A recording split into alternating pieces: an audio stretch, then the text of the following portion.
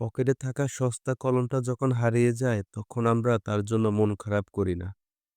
কিন্তু কোথাও থেকে উপহার পাওয়া কলমটা আমরা ঠিকই যত্ন সহকারে রেখে দেই ডয়ারে।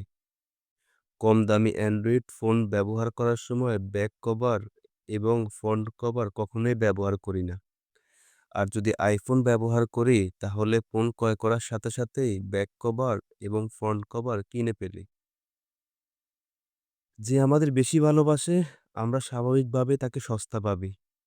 অবহেলার চাদরে সেই মানুষটা হারিয়ে যায় ভালোবাসার অভাবে। তখন নিজের দোষটুকু আর চোখে পড়ে না। আমরা ভাবি যে হারিয়ে গেছে সে নিজের স্বার্থে হারিয়ে গেছে।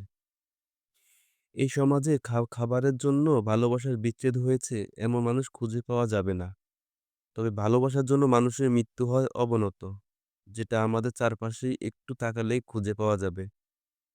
মানুষ মূলত দামি জিনিসের প্রতি যত্নশীল, যেটা পাওয়ার আকাঙ্ক্ষা তাকে অমানুষ করে তোলে।